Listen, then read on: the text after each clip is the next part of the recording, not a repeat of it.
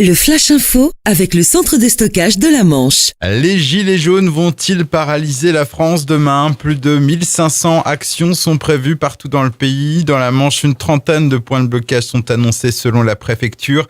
De quoi fortement perturber les accès aux principales villes du département.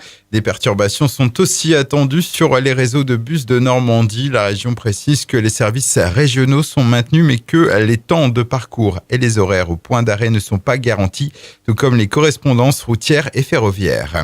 Un nouveau contrat pour Orano, le géant du nucléaire, a signé fin octobre un contrat préparatoire pour le transport et le recyclage de combustibles usés japonais.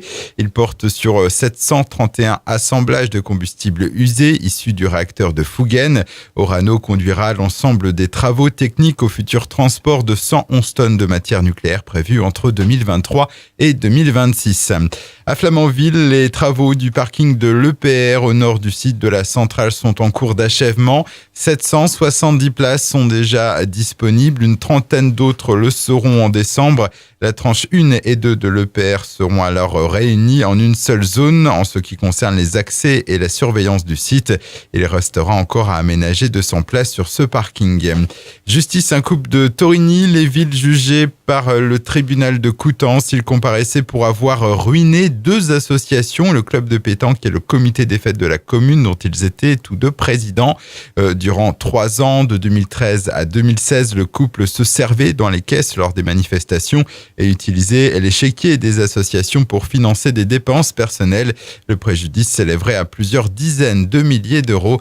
La femme absente à l'audience a été condamnée à 16 mois de prison, dont 8 avec sursis. L'homme écope de 8 mois de prison avec sursis. La Manche, capitale du légume, depuis hier et jusqu'à aujourd'hui, entre 200 et 250 légumiers de France sont présents à la caserne près du Mont-Saint-Michel à l'occasion du 62e congrès des producteurs de légumes de France. Compétitivité, pesticides, emploi, perspectives, les sujets abordés sont nombreux. Et puis du handball, la JS Cherbourg à domicile ce soir. Après s'être adjugé le derby normand le week-end dernier face à Caen, les Mauves, qui cette saison semblent mieux réussir à l'extérieur que dans leur salle Chantraine, reçoivent Créteil ce vendredi pour le compte de la 9e journée de Pro League. Le coup d'envoi à 20h30.